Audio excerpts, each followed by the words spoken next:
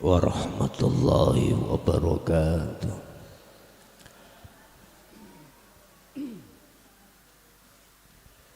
Ila hadratin Nabil Mustafa Rasulillahi sallallahu alaihi wasallam wa ala alihi wa azwajihi wa dhurriyyatihi wa qurabatihi wa ahli baiti wa ashabil kiram wa ila jami'il anbiya wal mursalin wal awliya wa syuhada wa salihin wa tabi'ina ila yaumiddin, khususan ila jami' masyayikhi ila muntahum wa syaikhina ibnu Abdillah wa furu'ihi wa usulihi wa masyayikhihi wa ahli baitihi wa ila abaina wa ummatina wa azdadina wa masyaikhina wa auladina wa azwazina wa dzurriyyatina wa ahli baitina, khususan jami'il arwah fi hadil majlis wa ghairuhum sayulillahi lana wa lahumul fatihah. A'udzu billahi minasyaitonir rajim.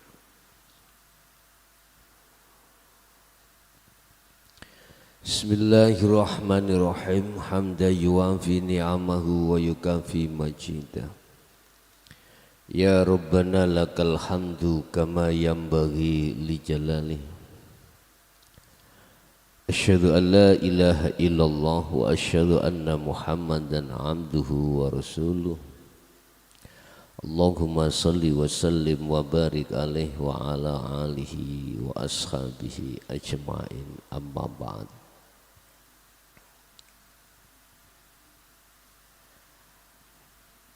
Hadratil kiram, dumateng para kiai, para sepuh, bini sepuh, tokoh masyarakat, tokoh agama, semua tamu-tamu Allah, jamaah baik yang ada di majelis maupun di luar sana. Alhamdulillah, dalam kesempatan malam hari ini kita masuk pada pembahasan terkait Al-Juhdu war-Raghib. Ini dalam makalah yang ke-55.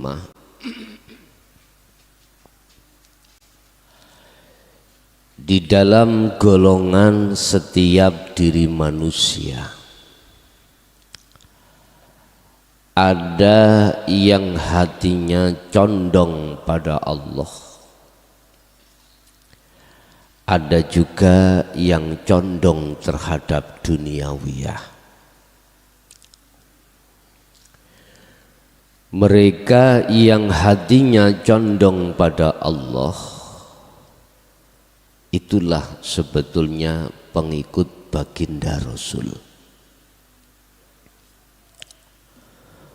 Untuk menjadikan hati karakter rohaniyah ini condong pada Allah, harus terlebih dulu melakukan satu proses yang disebut sebagai birriyadati wal adhkar. Harus terlebih dulu dirinya itu mujahadatun nafsi, merangi nafsu dalam dirinya masing-masing. Yang nafsu setiap saat dan waktu mengajak ruhaniyah untuk berbuat zalim, jahat pada Allah. Dikatakan ruhaniyah berbuat zalim dan jahat pada Allah ketika ruhaniyah itu duduk di takhalli. Siapapun ruhaniyah Anda, tatkala ruhaniyah duduk di takhalli, mesti karakternya ruhaniyah ini,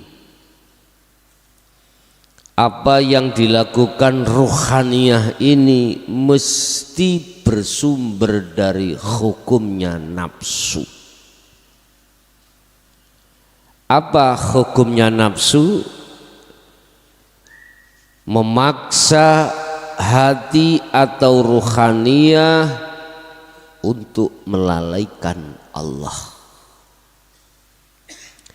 Arti melalaikan, ruhaniyah tidak sadar dan menyadari bahwasanya semua apa yang terjadi semata-mata karena Allah.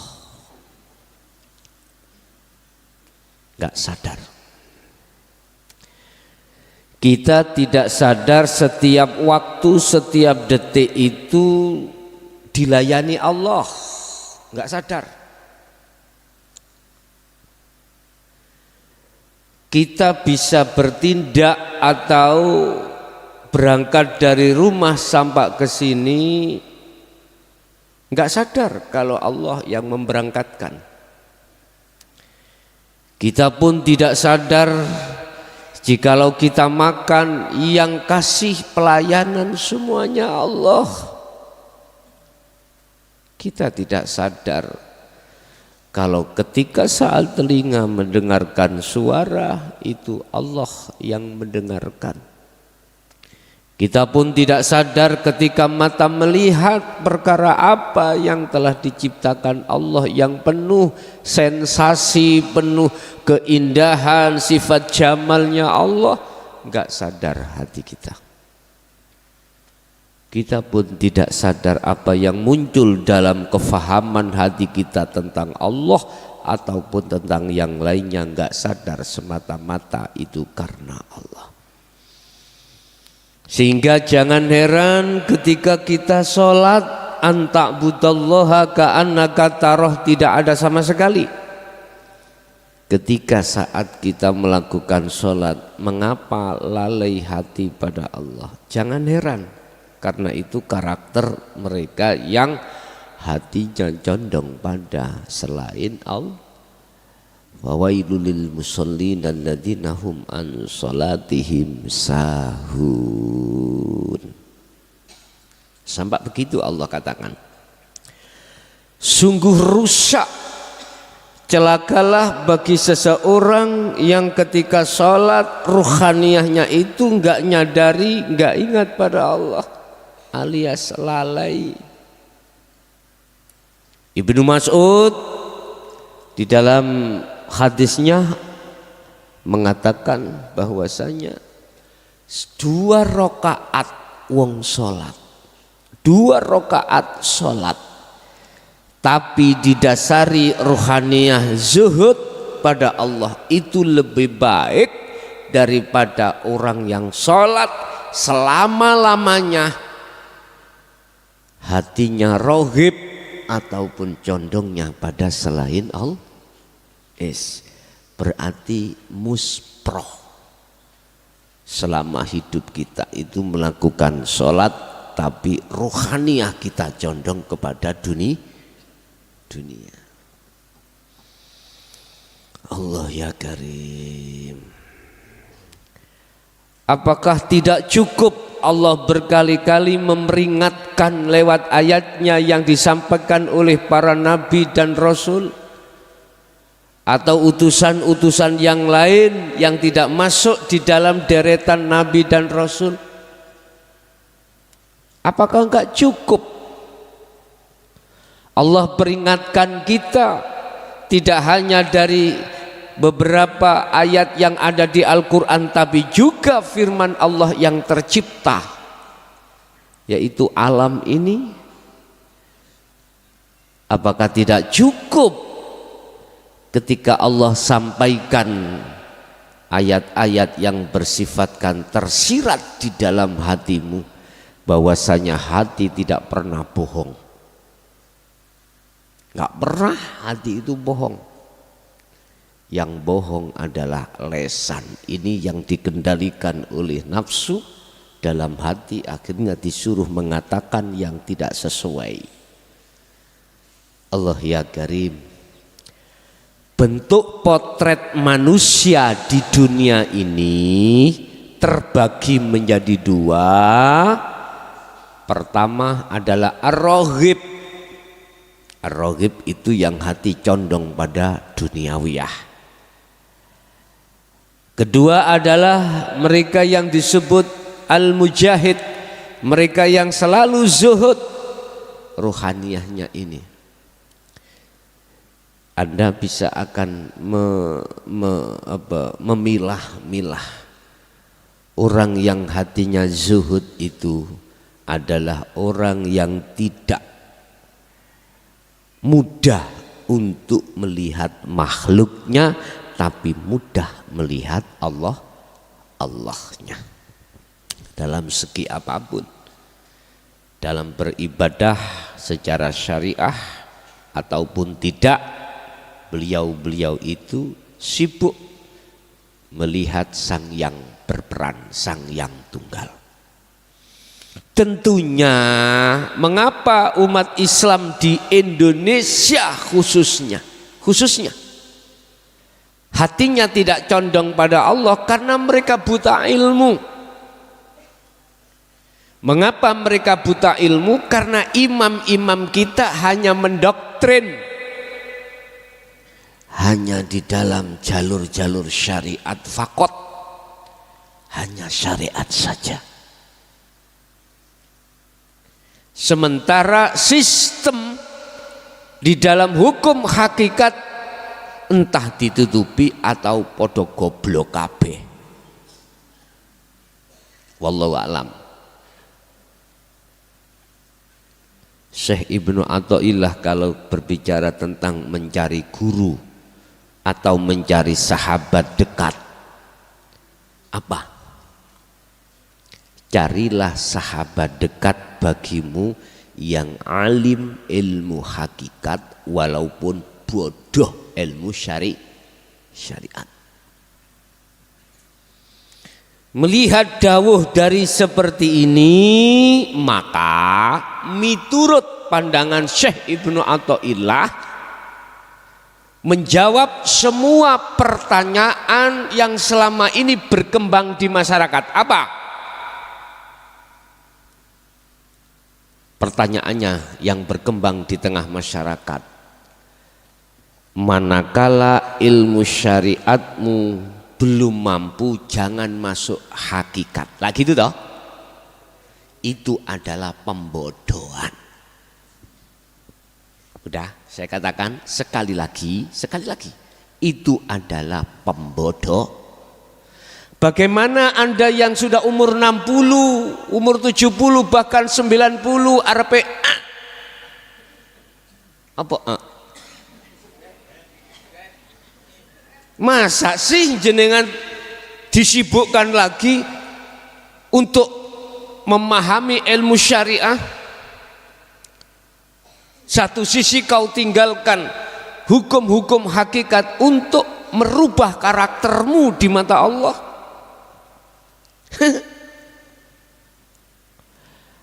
Aku gak drengki. Apa aku gak drengki? Aku gak benci mereka yang tekun dan tebal ilmu syariat. Enggak. Itu enggak. Justru itu tambah baik. Dengan catatan kau tidak tinggalkan sistem ilmu hakikat tasawuf tauhidmu pada Allah. Itu silakan. Kanjeng Syekh dawuh, ojo kuwi mencari, jangan kau mencari sahabat dekat yang sahabat dekat itu pekok ilmu hakikate walaupun alim ilmu syariati. Jangan. Minimal enggak Jawa iku penak. Enggak ngalim ilmu hakikate. Setidaknya ngalim ilmu hakikatnya, lebih-lebih juga ilmu syariatnya. Indah sekali. Apakah tidak cukup para nabi dan rasul yang diutus Allah untuk menyampaikan dinul haq? Kamu kok ya tidak sadar bahwasanya setiap detik kita itu dilayani Allah?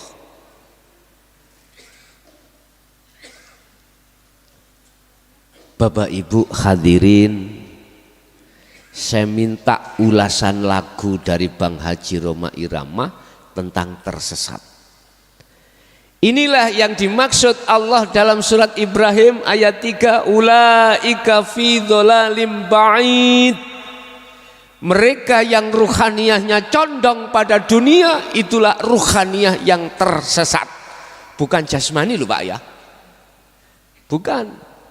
Kita sholat, kita ibadah, hati kita condong pada makhluk dunia, yaitu surga ataupun pahala.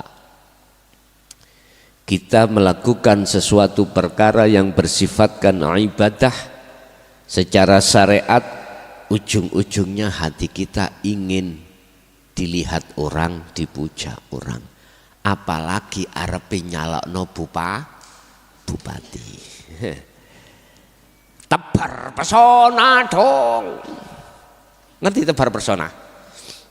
Tebar pesona tahu nggak? Apa pesona? Aku nggak tahu. Embuh apa tebar pesona yang cari muka. Dengan potensi pada dirinya apa? Mohon maaf, walaupun gak jadi kiai, sing penting jadi anak kiai. Jadi bapak kiainya yang ada potensi pada diri kita apa? Harta benda. Kasihkan uang, kasihkan. Ada potensi Pak. Kuwi gak ndek apa-apa sing kok gawe. Nah, ada potensi uang. Bagi-bagi. Masuk di dalam organisasi-organisasi. Yang endingnya itu pilih aku. Lah ngeten ta? Iki jenenge kebu nantang pasangan. Paham? Kebu nantang pasangan, Bu? Gak ngerti. Kebu iku ya kebu. Kerbau. Pasangan. Apa pasangan? Perangkap. Itu loh Pak. Kebu kita buat ngukul. Iki loh. Brojol itu apa? Kita buat bajak itu loh. Kan dikasih pasangan toh. Kebun nantang pasangan. Artinya kita nantang pada Allah janji amanah. Amanah itu amanah. Berat Pak. Membawa amanah itu berat, sungguh berat. Hemat saya ngalir aja lah. Gak usah menjadi kebun nantang pasangan. Kamu tahu masyarakat Indonesia, uang apa yang dibagi-bagikan oleh dewan eksekutif dan legislatif? Tahu nggak kau? Saya kasih tahu.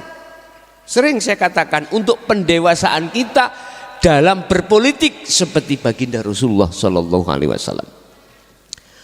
Uang yang dibagikan terhadapmu wahai masyarakat sebetulnya uangmu sendiri. Percaya enggak? Loh Gus, dasarnya dari mana? Prosesnya mana? Awak dhewe iku ya wis dadi lurah 3 periode.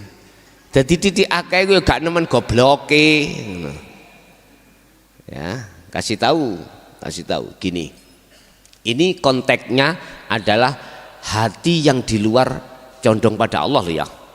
Hati yang konteksnya condong pada dunia. Dunia itu apa? Ya selain Allah, termasuk surga, itu dunia ya. Makhluk. Pahala makhluk, pujaan orang makhluk, pangkat jabatan kedudukan apapun bentuknya makhluk, itu dunia disebut. Dinisbatno duniawiyah. Wis dikelompokno duniawiyah. Gini. Saya tidak bicara konteks ruhani yang condong pada Allah. Saya konteks ruhani yang condong kepada ar-raghib, adalah duniawiyah. Mesti memakai sistem bai' murtabi, jual beli. Jual beli, Pak. Makanya muara politik itu di situ. Tapi Rasulullah gak seperti itu. Makanya saya luruskan bagaimana sih politiknya Rasulullah, mumpung ini mau 2024, biar Indonesia gak nemen remeki. Ngoten lho maksud kula. Yes. Uang yang Anda terima itu sebetulnya adalah uang Anda sendiri. Lewat proses apa? Gini, satu contoh, saya mencalonkan menjadi kepala daerah. Saya harus punya modal, Pak. Bah modal dengkul, ya, bah modal uang, bah modal figur, pokoknya modal lah. Ketepatan saya ya juga ada modal potensi dengan uang. Saya kasihkan, total jenderal saya habis 5 miliar. Anak sing tahunya ke 5 miliar uang sak mene kae. Lho, gak tahu. Podo. Podo. Nggih.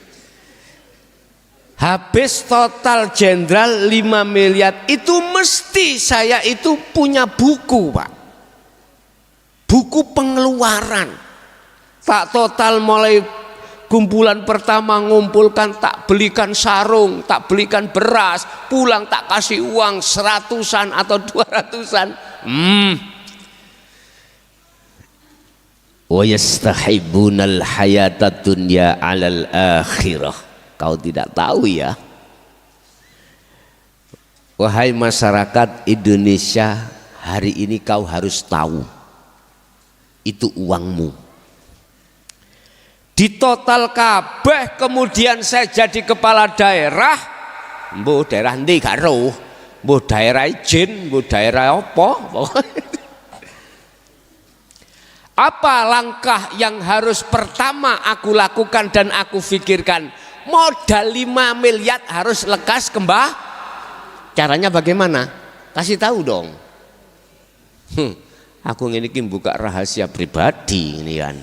Iya. Allah ya Karim, saya digaji oleh masyarakat lewat pemerintah 1 bulan berapa? Nggak tahu aku gak tahu nak kuno kok. Wis katakanlah 10 juta. 10 juta. Tapi saya banyak potensi di situ memarkup atau mengolah anggaran-anggaran yang dikucurkan oleh pusat atau dan lain sebagainya. Saya harus bisa mensiasati. Bahaya loh Pak ngomong ini Pak. Tapi saya bukannya kok ya menyalahkan, enggak, mengkritik supaya tidak terjadi seperti itu lagi untuk tahun 2024.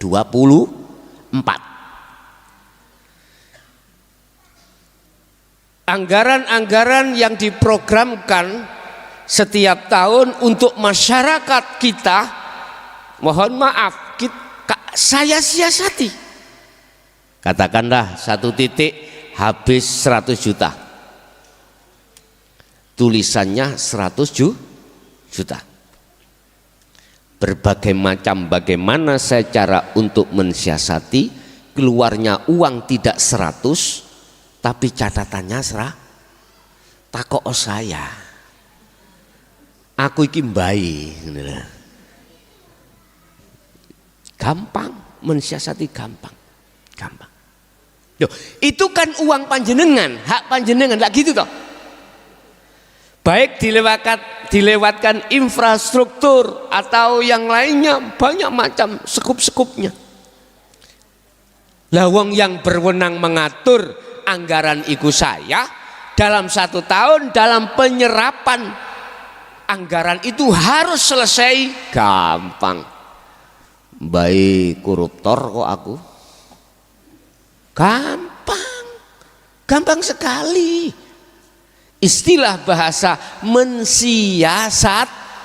siasati. Gak mungkin jenengan masyarakatnya tahu, gak mungkin Pak. Yang tahu ya saya sendiri atau pejabat yang dekat aku. Nah di sini itu kan hak sampean. Makanya jangan salahkan kepala daerah manakala melakukan gratifikasi atau pemarapan, mohon maaf, anggaran. Jangan salahkan, yang salah kita. Mengapa kita mau dikasih? Hargamu dibeli berapa? 50, 100. Mojokerto, ya mohon maaf, kok Mojokerto? Majakarta. Negara Majakarta, ya, itu bisa dibeli 50.000 keok, amin. Masyarakat sendiri yang salah, jangan salahkan beliau-beliau. Anda dibeli suara Anda dengan harga 50, tapi uangmu yang diuntal berapa? 2, jenengan mesti berprinsip sapa sing ngekeki aku duit tak coblos. Lho konyol iki. Konyol. Jadi kita Pak, kita itu salah kita sendiri sebagai masyarakat. Mengapa mau dibeli suara kita dengan harga yang nyun sewu? Seminggu 50 cukup Pak? Enggak cukup. Ayo kita sama-sama membangun negara. Caranya apa? Diawali oleh kita sendiri sebagai masyarakat. Jangan pernah mau dibeli. Jangan pernah mau. Pilihlah mereka yang tidak memberi kamu. Mereka kalau tidak memberi kamu, dia tidak modalnya modal Aku yakin tatkala diberikan Allah amanah, tidak mikir bagaimana modalku iki kembali wong gak modal. Gitu ya. Logikanya seperti itu. Makanya malam ini tak tegesno masalah politik. Walaupun aku mulai kecil nggak pernah Pak, sekolah politik nggak pernah. Wong SD gak lulus, itu nggak pernah. Cuman ketika saat saya masuk di dalam umarok di paling rendah kepala desa, oh begini. Berarti gak salah Pak nek umpama pejabat itu melakukan pelanggaran hukum karena pertama kali jenengan sing murui. Nggak terasa toh? Nggak terasa. Apa? Jenengan milih aku gelem milih sapa sing ngekei duit. Allah ya karim. Inilah Pak yang berkembang di tengah masyarakat tentang politik yang kotor. Estu. Aku yakin siapapun panjenengan sebagai kandidat dijadikan Allah membawa amanah tanpa ada modal sedikit pun. Anda ketika kerja logikanya ngomong mesti gak mudah Anda ini untuk memperkaya diri. Apalagi ruhaniyahmu condong pada Allah. Apalagi syukur sing condong pada Allah, modalnya banyak, potensi untuk memberikan terhadap masyarakat banyak, sehingga niatnya tidak untuk nyogok rosi wal murtasi, tapi memang untuk mensejahterakan umat atau masyarakat. Diobral Pak, pabrik itu no. Bapak Ibu hadirin jamaah rahimakumullah, itu aja sebagai sebagai pembukaan atau sebagai muqaddimah. Intinya membedakan antara ruhaniyah yang condong pada Allah dan condong pada duniawiyah. Kita masuk pada makalah atau pasal 55 Kitab Hikam, membahas tentang masalah perbedaan antara orang yang zuhud dan tidak. Qala musannifu rahimahullah. Maqalah ora setitik, ora kebuku setitik, ora kebuku sedikit. Opo amalun satu amal baroza kang muncul mingkol bin zahidin dari hati seseorang yang berzuhud. Maqalah tidak terbilang sedikit. Opo amalun satu amal yang amal ini muncul dari seorang ruhaniyahnya itu berzuhud. Apa itu berzuhud? Amaliyah apapun yang ditimbulkan oleh seseorang yang ketika seseorang ruhaniyah zuhud pada Allah, maka inilah yang dimaksud seseorang yang condong pada Allah untuk menciptakan karakter ruhaniyah atau hati seorang yang seperti ini tidak mudah. Saya katakan tidak mudah bagi panjenengan, bagi kita manusia yang belum menerima dinul haq. Enggak mudah. Apa? Dinul haq, agama yang bertauhid. Enggak mudah. Bahkan di dalamnya itu, mohon maaf, yang tidak mau menerima dinul haq kaum khawarij, kaum yang menentang dengan ajaran Rasulullah di jalur dinul haq atau di dinul tauhid. Itu namanya kaum khawarij.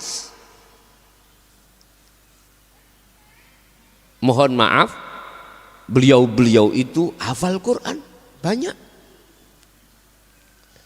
alim ilmu fikihnya banyak. Loh, saya berbicara fakta. Justru mereka-mereka inilah yang susah untuk menerima ajaran dinul haq, susah. Bahkan mereka mempunyai label. Dzalika dzalalatun, apa yang disampaikan ini kata kaum khawarij, imam-imamnya. Apa yang disampaikan tentang dinul haq yang orientasinya untuk menuju ke akhirat jelas itu sesat. Wes. Jenengan kalih kula sebagai makmumnya ya mantak mantu ae. Nggih. Akhirnya keseret juga lah kau. Subhanallah. Justru kebanyakan, mohon maaf, mereka yang tidak alim tentang masalah ilmu-ilmu di dalamnya itu, di dalamnya apa? Di dalam itu tadi yang katakan sing tipis sarengate. Iku baru sing kebanyakan mau menerima. Saya berkata ini selama 23 tahun.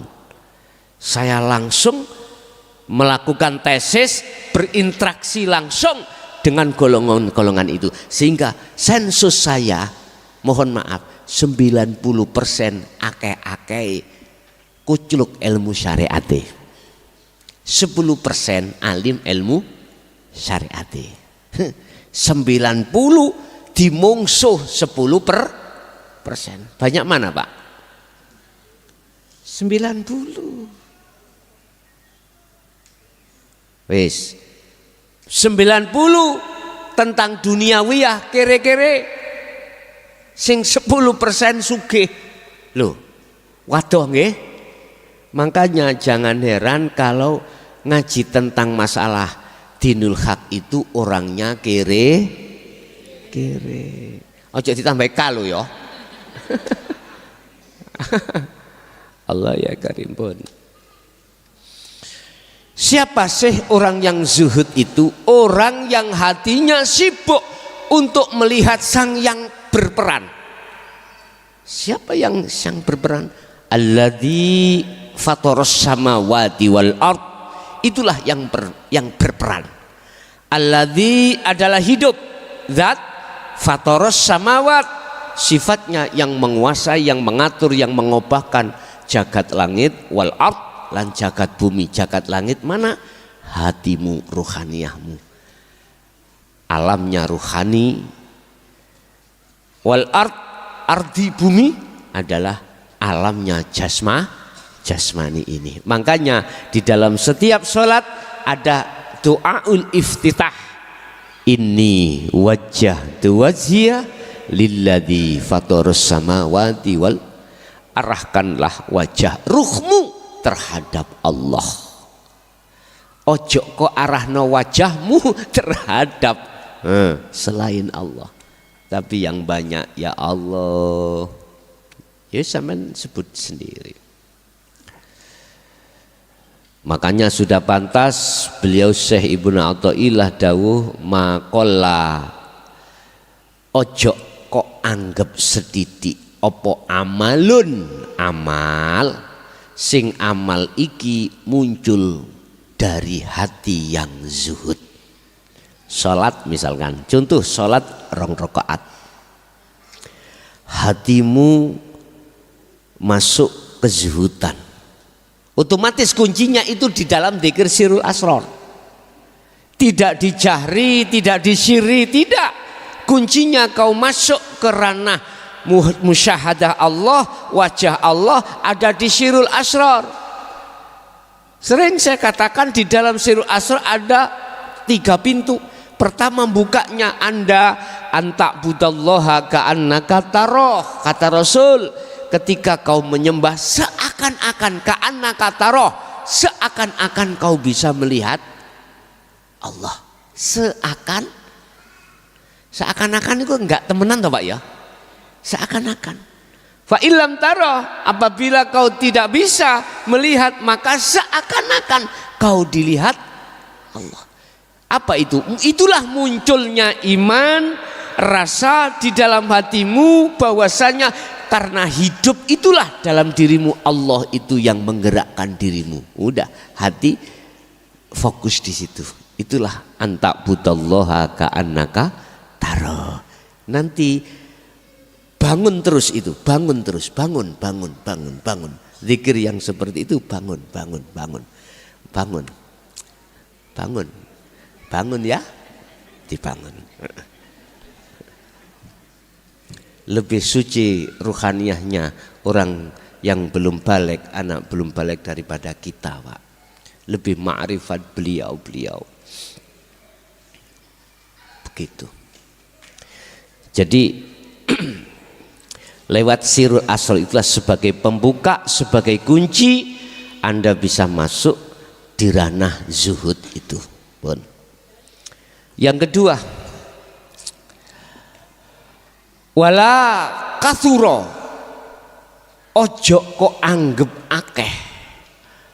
Opo amalun siji amal baroza kang muncul mingkol bin rahibin,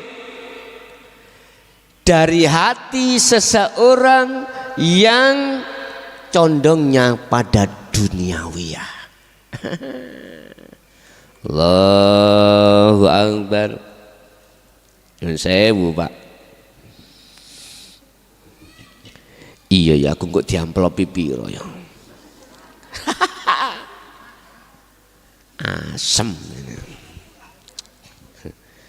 Sik kapan kula niku teng Lampung Pak. Dari Surabaya ke Jakarta naik pesawat, ndelalah kuasane Allah kula dapat rezeki. Pinggir kula niki kula pas sik tah. Kula pinggir kaca apa? Kaca pesawat lho pinggir dhewe. Kan wonten 3. Kursinya 3, saya pas pinggir ini ya. Terus ndelalah nomornya beliau itu satu bangku saya. Di tengah ini nggak ada orang, terus dia pas nomornya ada di yang nomor 3 gini. Nafsu bisi akal kula. Son wasno arek iku lak wayu ya. Nyun sewu lho, kula tak cerita tok. Tak cerita tok.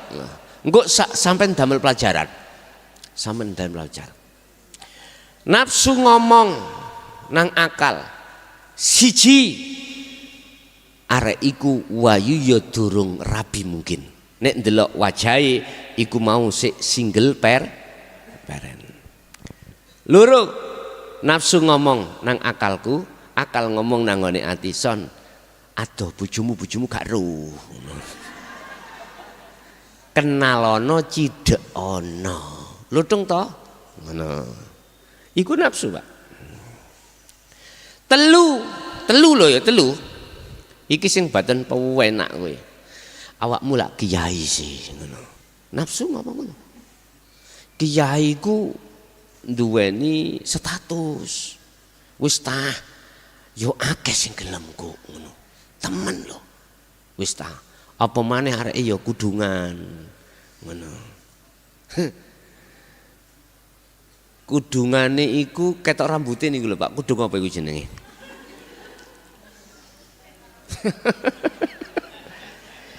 Lah ngoten niku nyuwun sewu Bapak Ibu, setiap kita dimanapun kita, nafsu itu tidak mau melepaskan kita. Ya apa sekiranya semua amal yang terjadi di tengah-tengah kita, baik di dalam sholat maupun di luar sholat, contohnya saya itu tadi naik pesawat, tujuan saya kan baik Pak, teko omah ngaji nang Lampung, gak sewae nggih. Ojo dhisik cung, lihat di tengah jalan prosesnya bagaimana itu nanti. Nafsu nggak terima Pak, sekiranya itu nggak berzuhud bagaimana. Intinya nafsu memberikan wejangan terhadap saya, harus optimis kalau diterima. Pede, payah deh. Ya. Pede nih Pak ya. Apa pede nih gue? Wis pokoke yakin lah, yakin. Ngoten niku Pak ya, ngapunten kula nggih mboten ngomong gunu yo meneng tapi curi pandang. Tahu curi pandang nggih? Kula ngerti nek kula dicuri pandang, kula niki mbeto HP. Di HP. Aku cekak nemen-nemen dosane Cak ya. Tak pantulno lewat HP, kalau iring nong ini, siji loro, dusone juga nemen-nemen tak dobel ambek kacamata.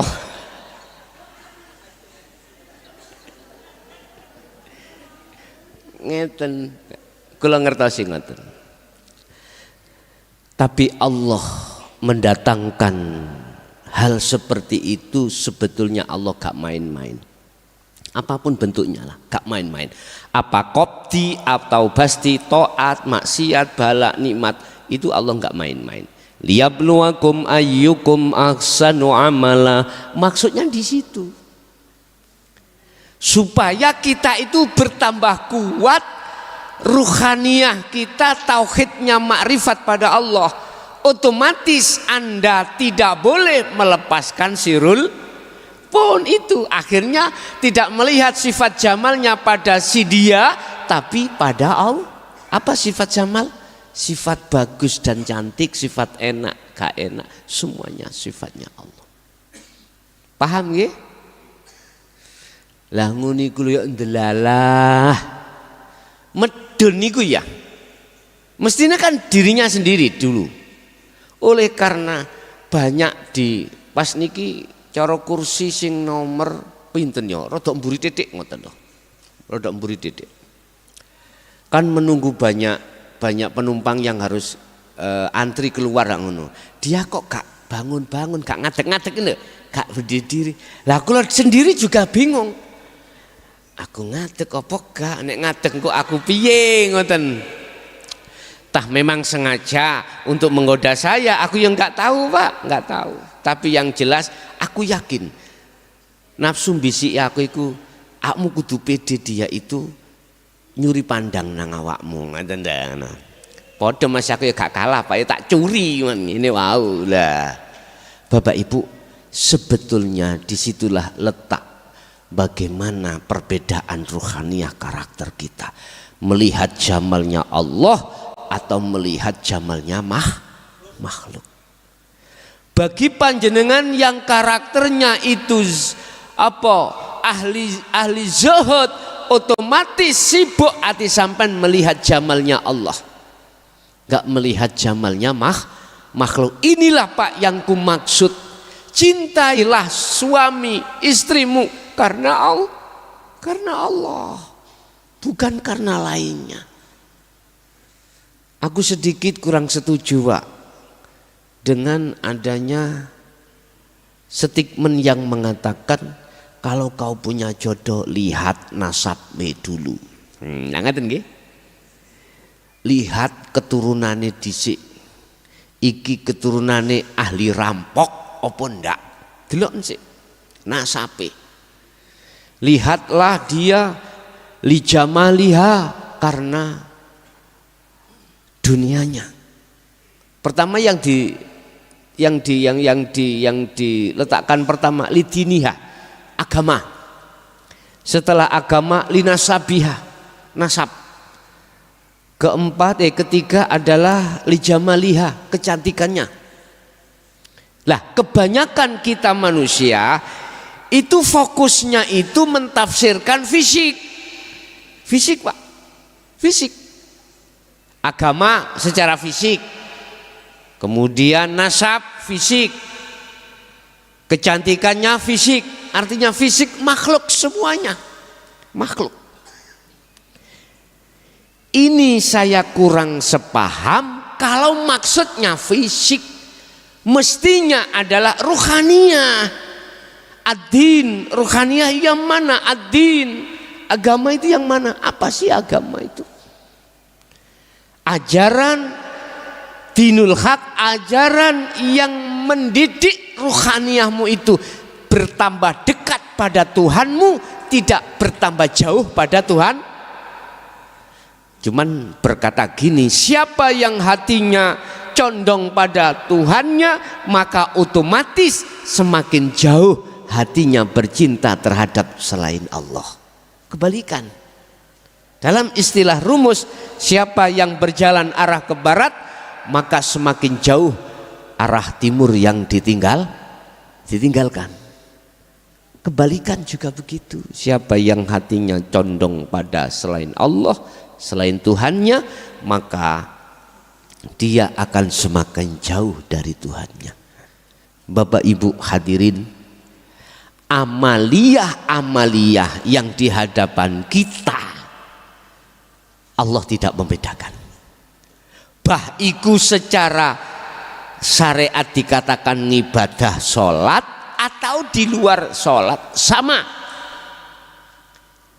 Yang tidak sama adalah ruhaniyah kita itu duduk di takholi apa di tajalli. Kalau duduk di tajalli berarti ahli syuhud atau ahli juhud. Sementara kalau duduk di takholi Anda adalah ahli hijab atau ahli rohib, itu di situ. Tergantung jenengan milih yang mana. Kita semuanya sudah diberikan Allah satu pilihan tentang ruhaniyah kita pada Allah itu bagaimana.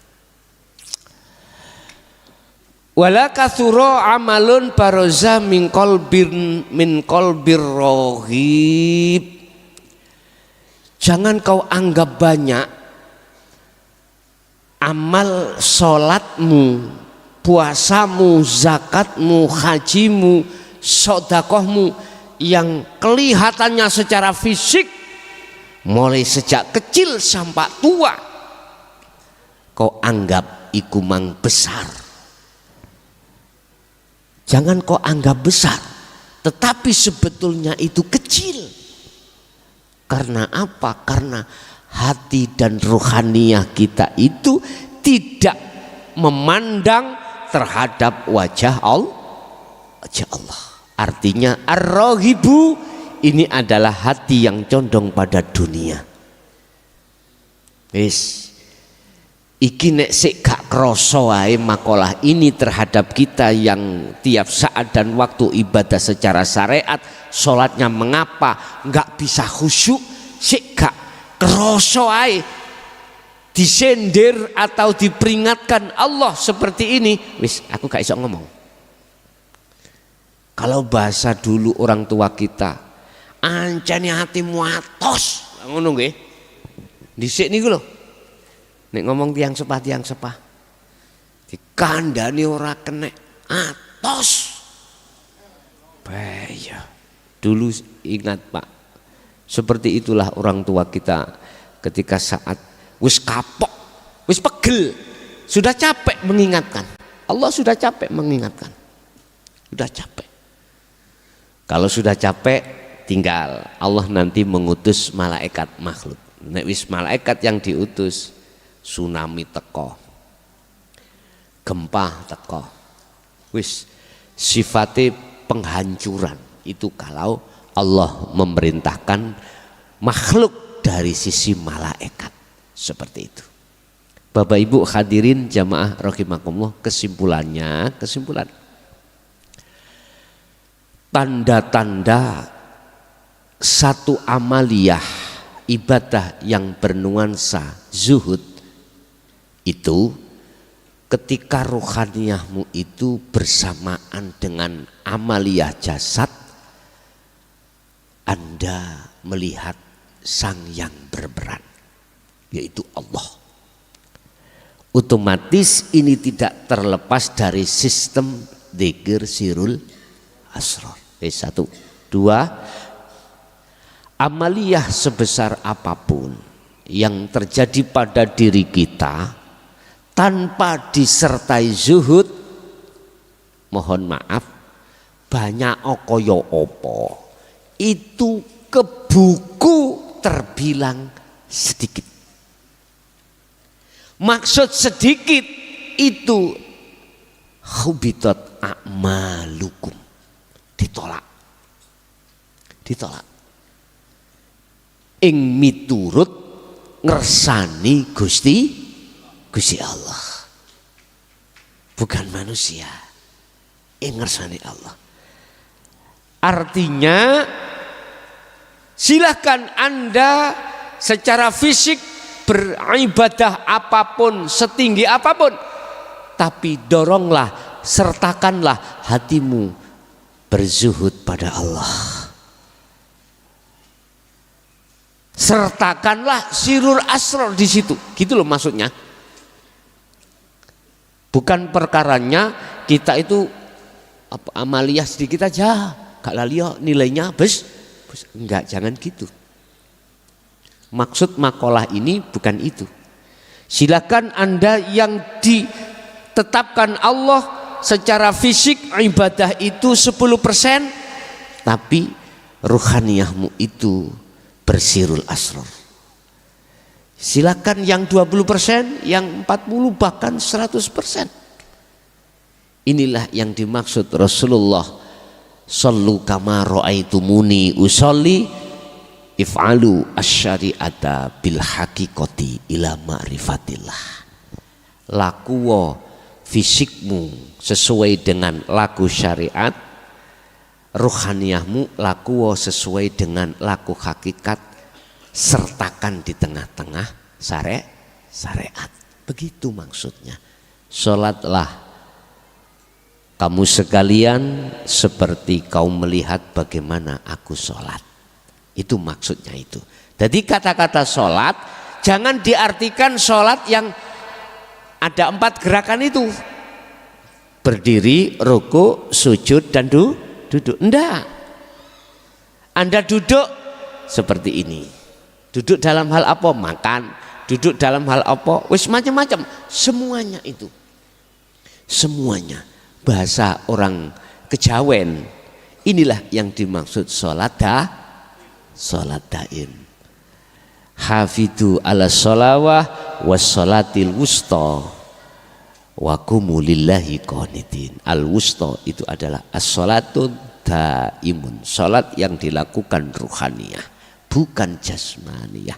Oke, Bapak Ibu, itulah apa yang bisa kami sampaikan terkait pasal 55. Kita masuk pada sesi tanya jawab dan dialog.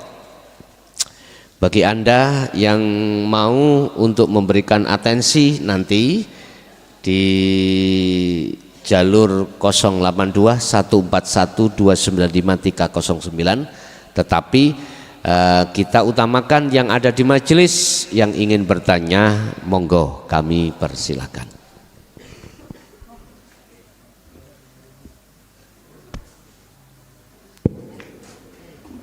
Assalamualaikum warahmatullahi wabarakatuh. Waalaikumsalam warahmatullahi wabarakatuh. Derek tanglet Gus. Agak dikeraskan Bu, cek Derek ketara tanglet. nek bar maem. Ampun nempel ini. Assalamualaikum warahmatullahi wabarakatuh. Derek tanglet Gus. Enten seorang ulama mengatakan, terusé salat nek mboten tempo mboten diterami kalih Gusti Allah. Doaipun nggih mboten diterami. Salat Nek mboten tempo nggih kan mboten saged, tiange sakit. Oh iya. Nggih. Kalih sila terus mboten diterami. Kalih selonjor nggih mboten saged diterami. Doaipun nggih mboten diterami. Terus matur ngoten ngendikan ngeten. Ngoten niku siyen salate korat karit. Kakatan dosa. Adine mboten saged salat sebenarnya. Ngoten terus. Tos pundi salusinipun. Assalamualaikum warahmatullahi wabarakatuh. Waalaikumsalam warahmatullahi wabarakatuh. Salat yang tidak sesuai dengan aturan salat dalam gerakan itu gak diterima Allah. Mohon maaf, niku Pak Yai nopo? Yai, Pak Yai ya, Pak Yai. Oke. Nek Pak Yai ku pantes numpak ngerayai. Nek Yai, ya diwalik. Jadi cara huruf hijaiyah pertama kan alif, terakhir ya. Lah ngoten nggih. Iki diwalik ya i. Berarti ya didhisikno, didahulukan, alifnya keri. Artinya yai iku harus wani berlawanan sifat basariyah baru disebut yai pantes. Artinya berlawanan ya apa? Sifat basariyah kita sebagai manusia, semua manusia pengen sugih, nggak kepingin melah. Kalau disebut yai harus berani melarat. Itu apa? Melawan sifat basariyahnya. Itu baru pantas disebut yai. Kalau Pak Yai pantas niku wau sebab Pak Yai ku numpak ngrayai. Pun Bapak Ibu, di dalam Islam fikih tentang sholat itu, manakala tidak bisa berdiri gak kuat ya dengan duduk, dan duduknya itu sak mampune. Duduknya bagaimana?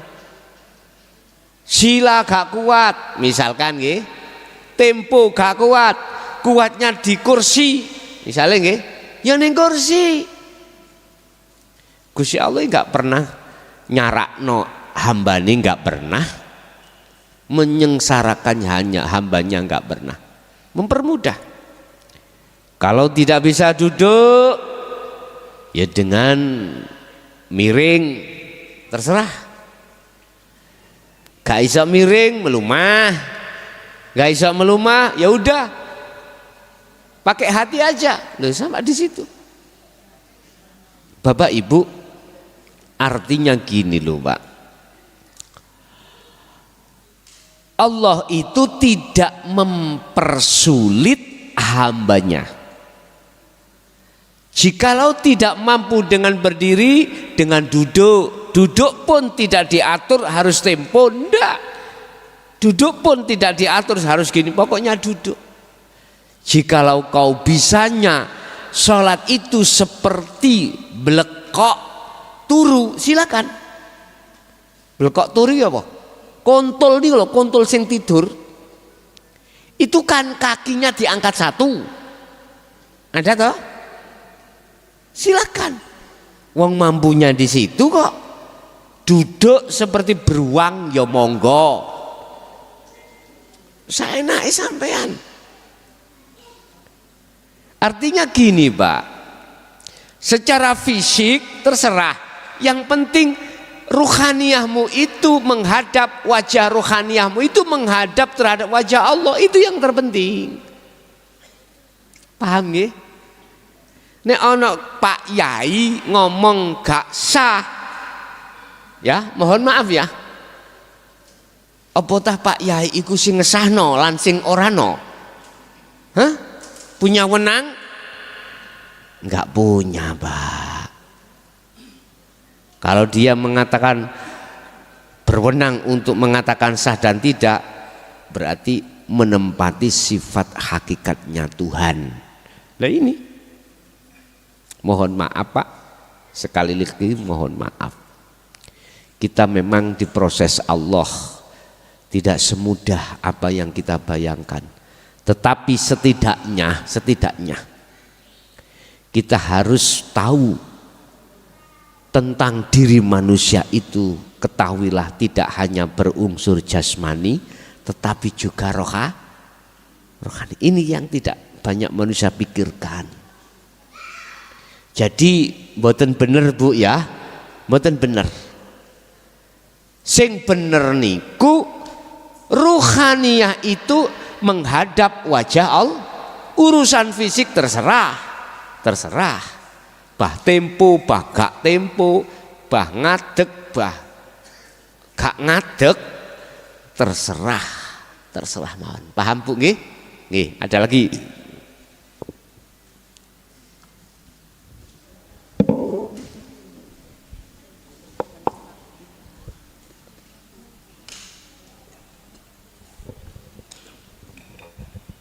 Nggih, ada. Lah kluduk-kluduk mang ndi?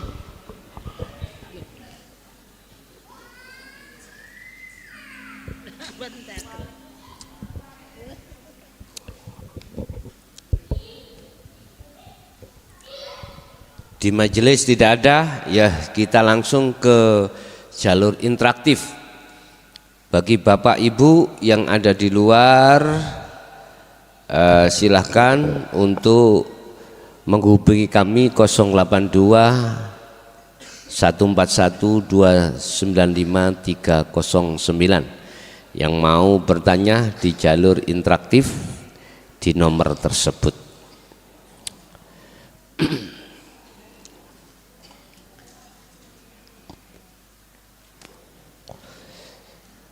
Sebagai tambahan aja bagi panjenengan dimanapun Anda berada di daerah mana, mengingat ini 2024 ada kita di ajang politik, ya dah. Aku hanya berpesan, janganlah kau menyoblos mereka yang ngasih uang, nyobloslah mereka yang nggak ngasih uang. Udah itu aja, ya. Karena kau bukan mata uang. Duko nek jenengan iki moto duiten ya gak ngerti ya.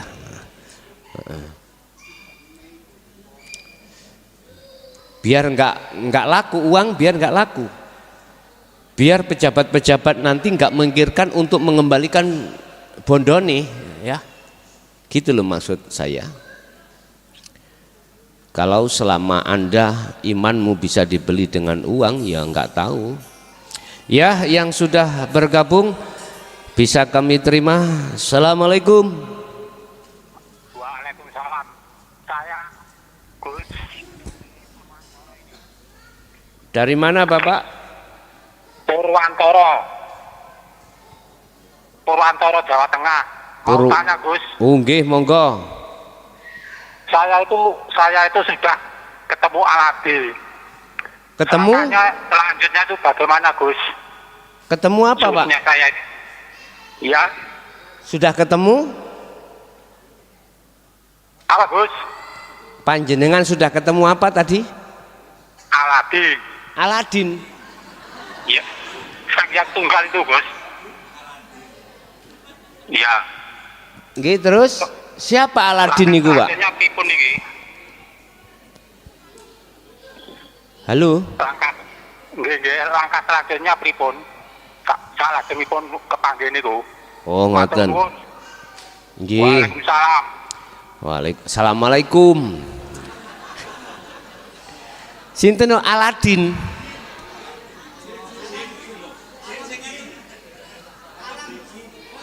Oh, alam jin. Ya. Nggih. Bagaimana kami sudah masuk di alam jin, langkah berikutnya itu apa? Mohon maaf Pak, yang di Jawa Tengah tadi dengar saya itu Aladin. Nggih, ngapunten. Gini. Alam itu, makom itu terbagi menjadi 3 Bapak ya. Ada makom mukhadoroh, yaitu makom yang dihuni oleh makhluk kasar seperti kita manusia ini secara jasmani, tumbuh-tumbuhan atau hewan, apa ini ya, isi dunia ini alam mukhadoroh, makom mukhadoroh. Di dalam makom mukhadoroh ini ada 2 golongan juga. Ada orang yang tidak bisa melihat alam mukhadoroh karena matanya buta. Ada yang tidak. Ainul basyariyahnya, mata dohirnya ini enggak buta, akhirnya bisa melihat indahnya alam ini Pak, dan seterusnya. Tapi bagi yang buta tadi tidak bisa melihat indahnya dunia, enggak bisa. Yang ada hanyalah kegelapan aja. Walladzina kafaru awliya'uhumut taghut. Jadi gelap semuanya. Dari sisi jalannya juga begitu Pak. Yang tidak buta bisa membedakan mana jalan, mana jurang. Tapi yang buta tidak bisa. Ini alam mukhadoroh. Yang kedua adalah alam mukasyafah. Tadi yang pertama mukhadoroh. Yang kedua adalah mukasyafah. Alam yang dihuni oleh gaibnya makhluk. Seperti malaikat, seperti jin, iblis, atau para roh-roh leluhur. Ya, belum bisa kami terima, tak teruskan biar tuntas pertanyaannya. Di situ ada alam malakut yang dihuni oleh para malaikat. Ada alam jabarut dihuni bangsa jin atau setan, begebluk dan teman-temannya. Ada alam lahut yang dihuni oleh para arwah-arwah kekasih Allah saja. Bapak Ibu, ketika panjenengan masuk di dalam alamnya jin, ketahuilah itu alam mukasyafah. Itu makom mukasyafah, makom kebukanya gaibnya makhluk terhadap panjenengan. Orang lain belum tentu bisa melihat jin, jenengan bisa. Karena gaibnya jin dibuka oleh Allah terhadap jenengan. Tapi ketahuilah, bukan itu maksud tujuanmu solo atau kholwat, bukan itu tujuanmu zuhud, bukan. Itu masih sekitar makhluk, itu masih bicara makhluk. Ini kurang spektakuler Pak ya. Ada yang spektakuler lagi. Jenengan masuk di dalam alam jaba, alam lahut atau alam malakut. Alam di mana di situ jenengan masuk di dalam lauhil mahfud, bertemu terhadap buku-buku catatan seluruh umat manusia dan takdir-takdir yang akan terjadi. Spektakuler. Innallaha ya'lamu ma fis sudur, seakan-akan seperti itu. Kau akan tahu apa maksud dan tujuan orang lain ketika datang padamu sebelum mereka itu mau mengatakan. Kau sudah dikasih tahu oleh karomah di dalamnya itu. Mohon maaf, walaupun sampak seperti ini, jangan kau jadikan sebagai barometer wali mesti ngunu, ndak. Kekasih Allah mesti cirinya di situ, ndak. Sebab banyak di antara golongan-golongan kita yang ada di makom mukasyafah yang belum mengenal Allah, justru yahjubuhum bi ilmihim, Allah menutup dengan ilmunya, karomahnya di dalam hatinya, akhirnya buta terhadap Allah. Loh, ada loh Pak. Yahjubuhum bi ilmihim, yahjubuhum bi amwalihim. Banyak sekali. Dengan kealiman, dengan kekaroman, dengan kesaktenane, Allah menutupi dirinya itu terhadap Allah. Dia ditutupi dengan ilmunya. Berarti tidak zuhud, bukan muzahid, bukan. Roghib niki disebut roghib. Itu dunia, karomah itu masih kelebu dunia, kelebu makhluk, masih kebelum makhluk. Yang ketiga adalah makom musyahadah. Itulah makom gaibnya Allah yang sudah kebuka terhadap khusus golongan ahli syuhud, kekasih Allah. Di dalamnya itu bisa para nabi, para rasul, atau golongan-golongan jenengan yang sudah masuk di dalam musyahadah.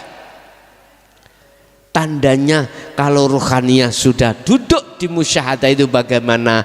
Ammal arif la yarawna li anfusihim syai'an. Dia sudah kembali kepada asalnya. Apa asalnya kita? Tidak ada. Harus mentiadakan kita. Kita itu merasa ada, sebabnya merasa diadakan oleh yang ada. Selama kita masih merasa ada, maka jangan sampai kau ingin tahu siapa yang ada, nggak akan bisa. Kalau kau ingin tahu yang ada, maka kembalilah asalmu tidak ada. Kau harus merasa tidak ada. Disitulah akan nyata yang ada. Caranya ya sirul asrar niku Pak. Lah kok sirul asrar. Kuncinya ada di situ, pokok muaranya semuanya ilmu tasawuf yang berbagai macam jalan. Muaranya ada di situ. Muaranya ada di situ. Makanya ilmu tauhid yang katanya ndaki ngomong model kaya apa. Kalau tidak belum mengerti sirul asrar, mohon maaf lah. Yang katanya aura dibukakan lewat gini-gini, hati-hati sampean. Nih, muaranya semuanya itu ada di sirul asrar untuk sampai fana'ud dzikri, atau boleh saya katakan dari tauhid la ilaha illa antalah sehingga bisa sampai la ilaha illa ana. Ngeten. Jadi apa langkah jenengan ketika saat masuk dalam alam jin? Sibukkan hatimu memegang teguh zikir sirul asrar biar selamat, tidak terbegal di dalamnya itu. Apa terbegal? Terganjal di dalam alam itu. Sebab jenengan pengen sakti ning alam jin gampang Pak ya. Engko Anda menjadi tukang ramal kok bisa. Nah, untuk mencari keuntungan kebutuhan dunia. Mudah sekali di situ, atau di dalam alam jabarut, alam malakut. Terserah Anda. Istilah itu nanti dalam hatimu akan memunculkan sinar cahaya yang dari malaikat bisa putih, yang dari jin bisa merah. Istilah lain, api kita kita ambil dari oncor. Tahu oncor nggih? Obor itu bisa Anda buat untuk mencari ayam yang hilang. Bisa di kandang gelap ya, saya mencari, ketemu, iya kelihatan. Sampai juga memakai cahaya dari senter apa itu senter? Sentolop itu ya. Itu bisa cahayanya putih, kelihatan juga. Sama antara malakut dengan bangsa jin, silakan sama. Cuman bedanya nek malaikat iku putih, kalau jin itu merah. Oke. Cuman sing soro itu kalau merah itu kita mencari ayamnya itu di gadangan. Tahu gadangan ya? Apa gadangan yang banyak rendengnya itu loh. Iso kebok kabeh iki. Kandang. Nah. Terus kalau keterak angin, ketiup angin juga gampang mati. Kalau sentolop kan enggak, Pak. Sentolop. Jadi Pak, tolong sampean pegang teguh rapat tali Allah lewat dzikir Sirul Asrar begitu. Ya, untuk yang berikutnya bisa kami terima. Assalamualaikum. Halo. Waalaikumsalam warahmatullahi. Dari mana? Dari Medan. Dari Medan, silakan. Ibu tah bapak iki? Halo. Halo, ini ibu ya? Iya Pak, ya Gus, saya lagi kurang sehat ini, suaranya kayak laki-laki. Gus, ini Bu Ida dari Medan. Iya. Langsung yang ditanyakan Ibu.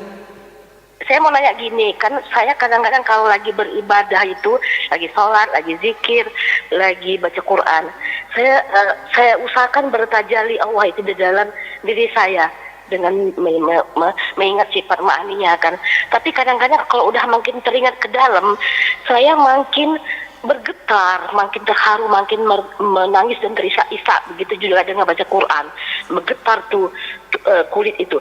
Jadi yang ingin saya tanyakan, itu diri yang mana yang sampai begitu itu Gus? Itu aja Gus.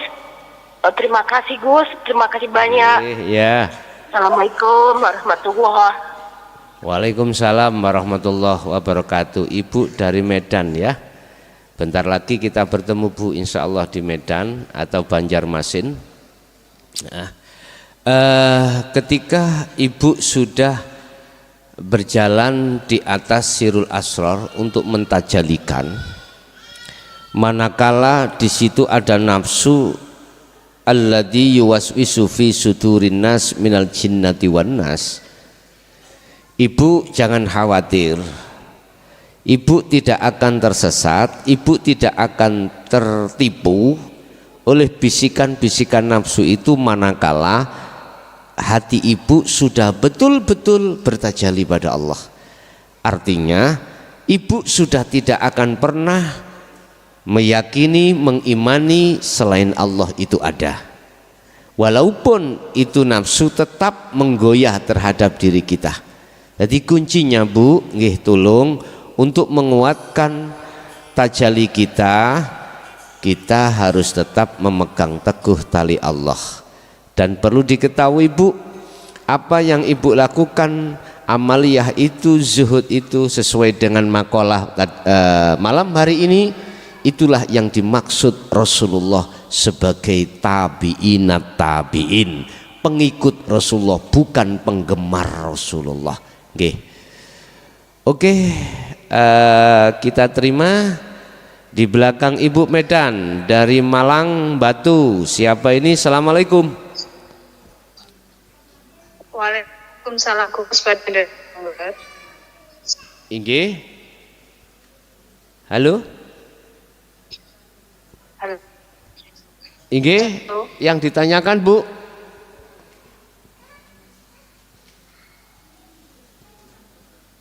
Dari Bu, Bang. putus-putus Bu.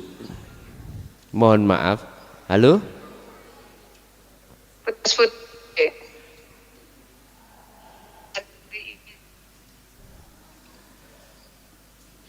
Ngapunten, sinyalnya kurang mendukung pada HP kami, ya. Ya. Ya. Di belakang Ibu. Assalamualaikum. Halo. Assalamualaikum.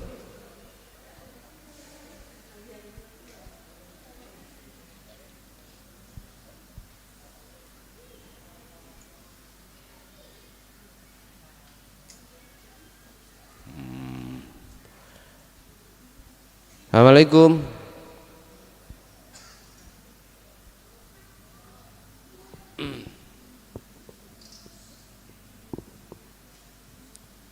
Halo.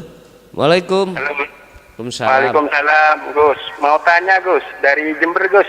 Dari Jember, silakan. Gus, orang syariat bilang ya, Gus, kalau kita mau menginjak ke hakikat, syariatnya harus dibetulin terlebih dahulu. Dibetulin. Kan gitu, Gus? Iya, Terus orang hakikat bilang, Gus, kalau kita mau naik kelas, mau naik peringkat, kita harus menginjak ke hakikat. Kan gitu, Gus. Iya. Yang saya tanyakan, Gus, bisakah orang syariat, Gus, usul sampai walaupun tekun ibadahnya? Itu, Gus. Apakah orang syariat bisa wusul? Apa tadi? Iya, bisakah orang syariat sampai atau wusul kepada Allah, tapi dia tetap di syariat, Gus. Oh, Walaupun tetap di ibadahnya syariat. itu Iya, tekun, iya. gitu. Iya, iya. Ya, Iya. itu aja, Gus. Oke. Terima kasih. Assalamualaikum. Waalaikumsalam warahmatullahi wabarakatuh. Bapak Ibu hadirin jamaah rahimakumullah, memang pada umumnya di dalam hukum syariat itu mewanti-wanti, memesan-mesan, jikalau kau masuk dalam hakikat syariatmu, kuati dulu,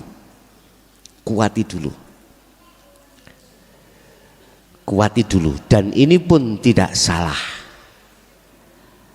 Tetapi kalau maksudnya berpesan itu untuk wayasudduna an sabilillah, maka saya katakan malam hari ini itu bentuk propaganda supaya kau terus menerus bersukaria di dalam kelas syariat saja. Mohon maaf,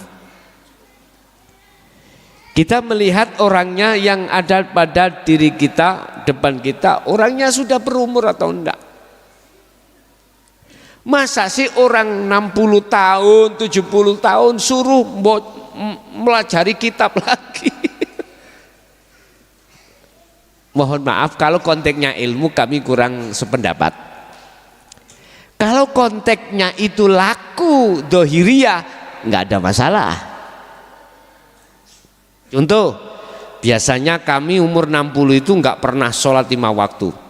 Misalkan, kalimat itu kalau maksudnya konteksnya membenahi syariatnya dulu dalam hal tingkah laku secara fisik, setuju saya. Karena sistem wasilun itu seperti itu. Setuju. Walaupun itu umur 60 bahkan 70 tahun, tapi kalau konteksnya ilmu pengetahuan, nah ngapunten ingkang kathah. Kayak jenengan ngene iki terus dikongkon ngaji ngelmu nahwu sorop gelem ah. Wis masane wis entek dulur. Sudah habis. Wis sing penting jenengan kali kula niki bagaimana nata laku njero ditelen jaba. Wis ngoten.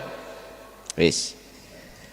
Terus pertanyaan lagi tadi, apakah orang-orang syariat itu betul-betul bisa wusul di dalam syariatnya?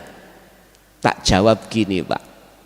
Kita harus tahu duduk-duduknya laku itu di mana. Dikatakan syariat itu yang bagaimana, dikatakan hakikat itu yang bagaimana. Wis, kita terjemahkan dulu apa sih syariat, apa sih laku syariat itu. Laku yang ada kaitannya dengan jasmani. Wis, kunci ini, dikunci. Laku syariat adalah laku ibadatul jawareh, laku yang ada kaitannya dengan jisim atau jasmani. Dan ini ditata di dalam ilmu, namanya ilmu syariat. Wis. Terus nama dari sebuah laku, contoh nama sholat, nama haji, nama sodakoh, nama lo ya, nama jenengan makan, minum, itu nama kuabeh semuanya itu. Lah nama inilah bentuk namanya thariqah. Jalan. Allah ngasih jalan terhadap hambanya lewat sholat. Jadikanlah sholat untuk bertemu terhadap Allah. Iki jalan rek, pasar ke Gelonggongan iki ya, jadikan kesempatan Anda untuk bertemu di pondok JB, loh, gunakan. Lah jalan itu boleh lewat pasar itu, boleh lewat sawah, boleh lewat jembatan sing meh ambrol iki ya.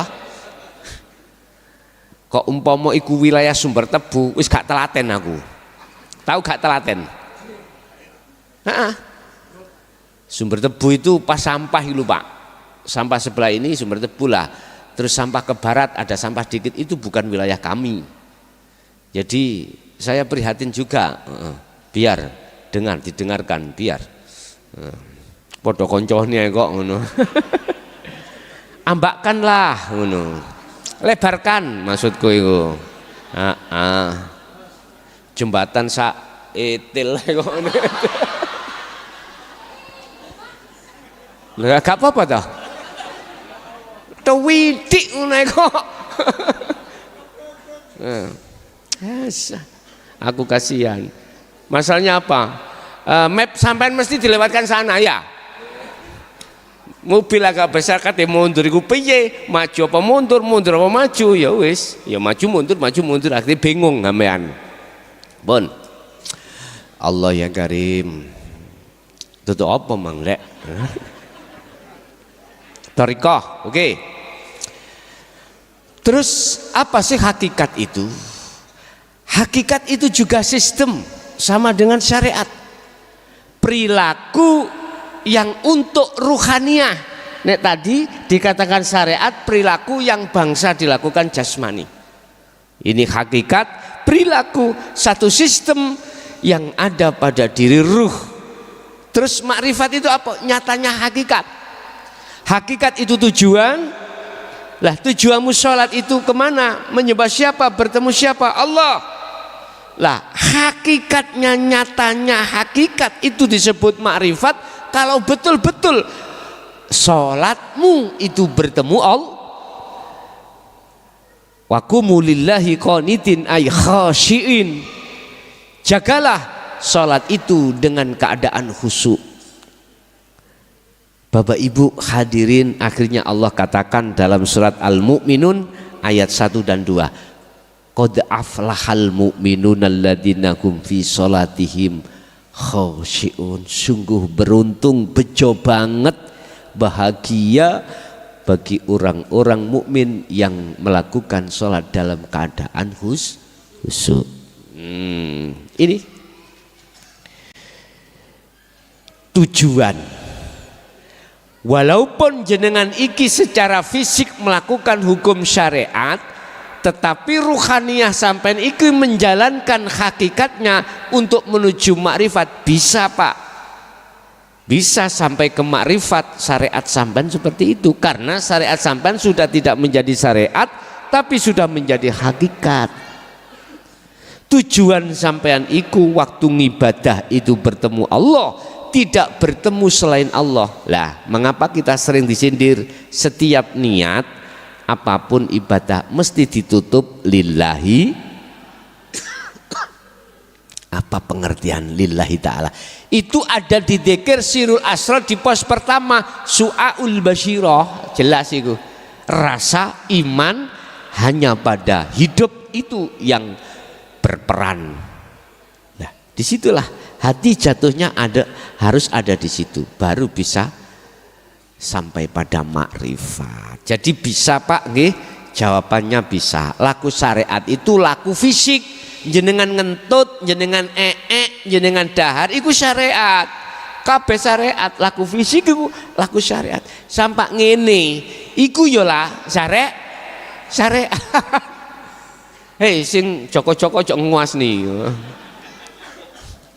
Laku syariat, kabeh laku syariat. Ngaji ngene iki ya syariat, laku syariat. Cuman dinuansai ruhaniyah hakikat ndak. Loh begitu loh maksud saya itu. Nggih, jawabannya saged bisa. Oke. Di majelis ada ndak? Kalau ada langsung bisa, kalau sambil enggak ada ya kita kasih kesempatan 2 pertanyaan lagi yang ada di jalur interaktif 082141 295 309. Silakan Bapak yang sempat bergabung tadi, 2 pertanyaan lagi. Oke, kita terima. Assalamualaikum. Assalamualaikum. Waalaikumsalam.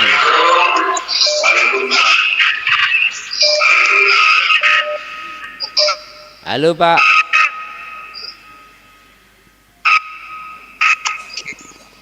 Halo.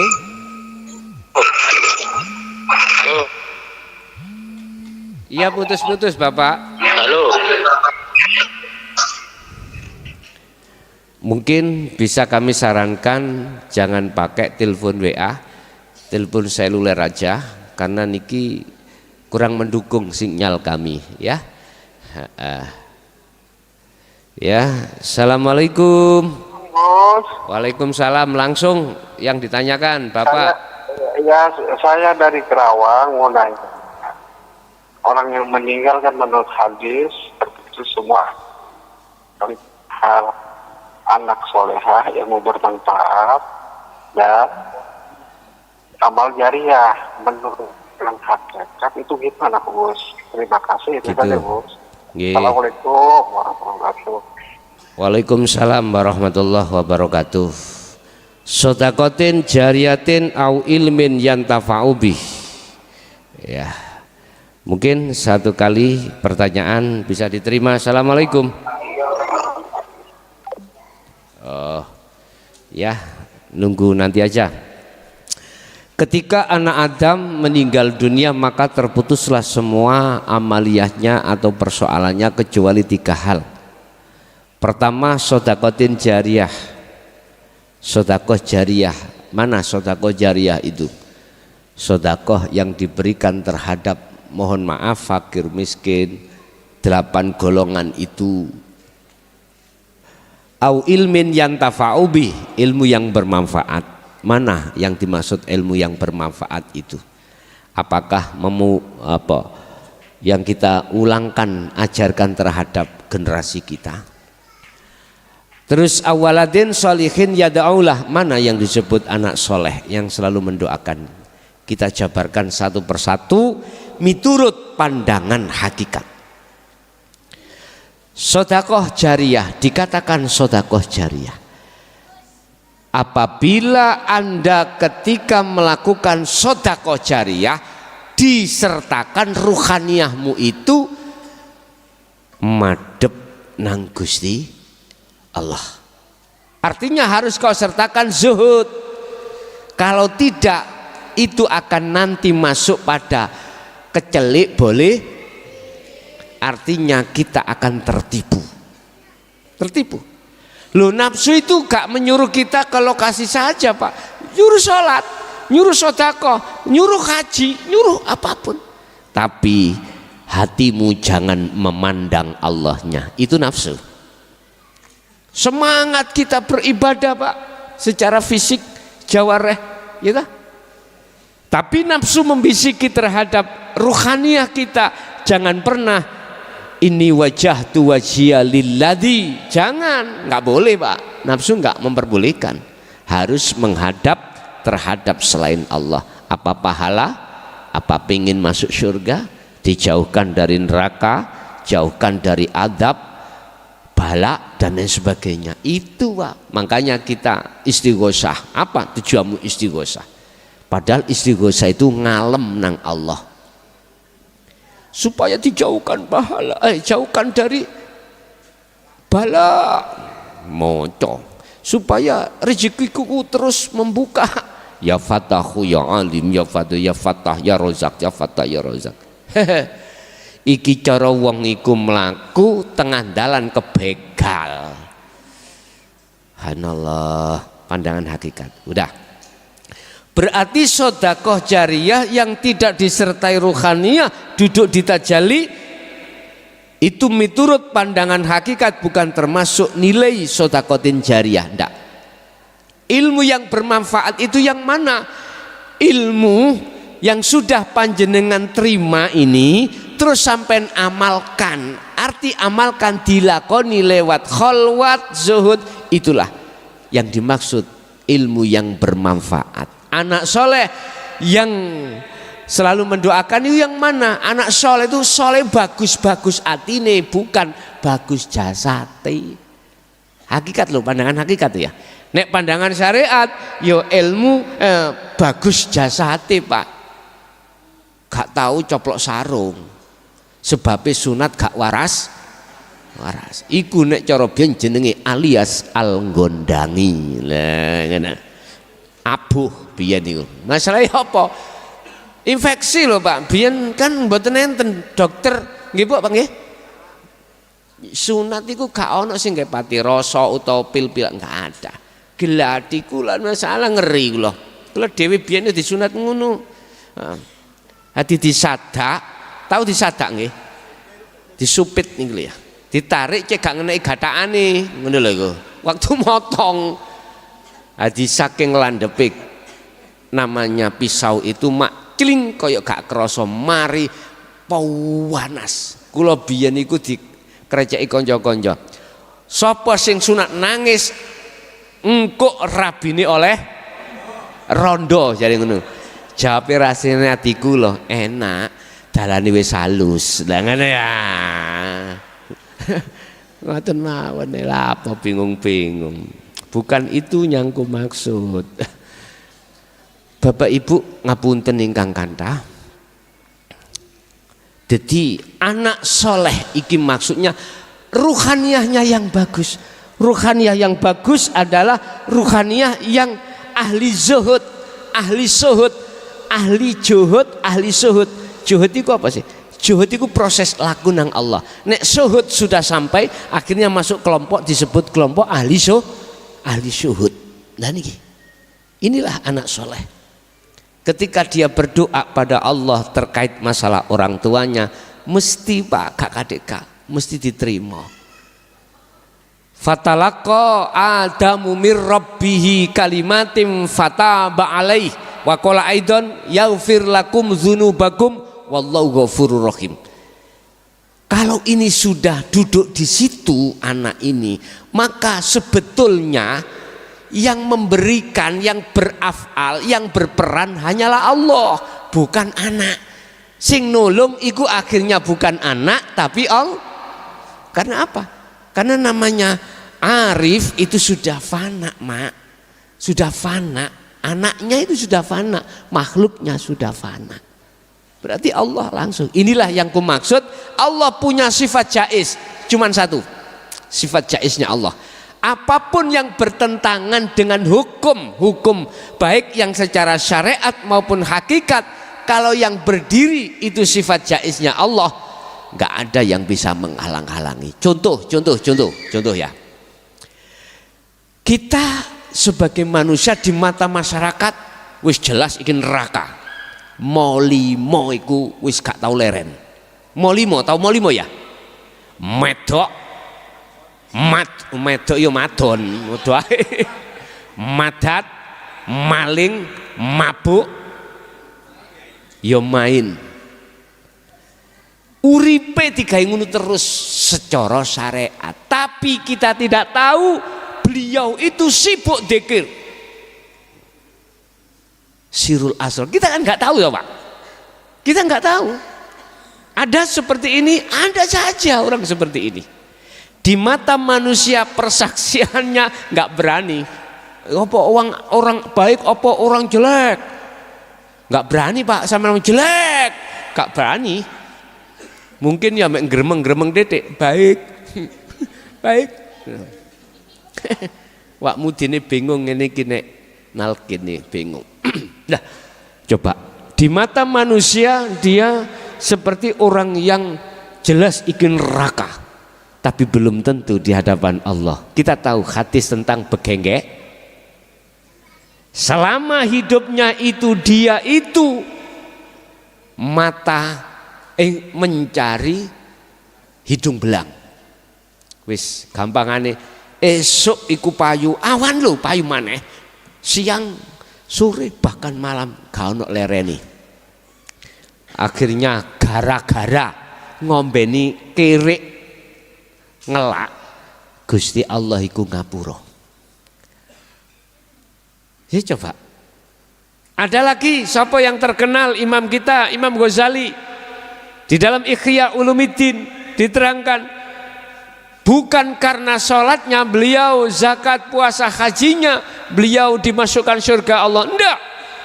Karena beliau hanya ketika saat mengarang kitab tersebut asbaknya itu Pak Mangsi ada lalat yang ingin meminum, dia berhenti untuk tidak meletakkan pulpennya ke asbak, menunggu dia minum dulu. Hanya karena ini sepele Pak nggih. Loh pengertiannya dalam Cak. Pak, pengertian dalam. Apa? Beliau tidak melihat dari sisi af'al si lalat, tidak. Enggak. Inilah yang kumaksud beliau ketika amaliyah itu berzuhud. Imam Ibnu Mas'ud tadi saya katakan 2 rakaat disertai dengan zuhud itu lebih baik daripada Anda sholat seumur hidupmu selama-lamanya tidak berzuhud. Lebih baik yang pertama tadi. Wis, keceono iki. Berarti kesimpulannya yang lebih kita kedepankan adalah akhlak ilahiyah, ruhaniyah ini pada Allah. Untuk jasmaniyah mungkin ya itu ya penting ya kita letakkan di nomor 2. Ingat mengapa W.R. Supratman dalam lagu kebangsaan Indonesia Raya dia katakan bangunlah jiwanya, bangunlah badannya. Nomor 2, bangunlah jiwanya, bangunlah. Kita nggak sadar kalau orang-orang Indonesia disemprot atau disindir lewat lagu kemerdekaan Indonesia. Ya, sekali lagi yang di jalur telepon 1 penelpon yang harus kami terima. Silakan masuk.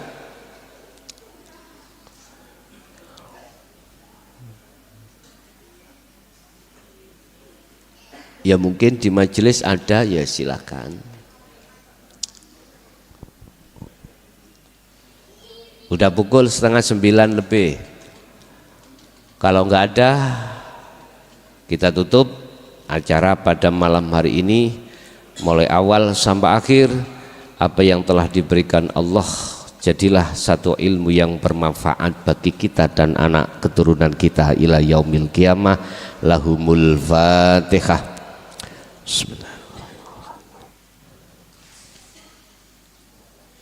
Akhirul kalam. Assalamualaikum warahmatullahi wabarakatuh.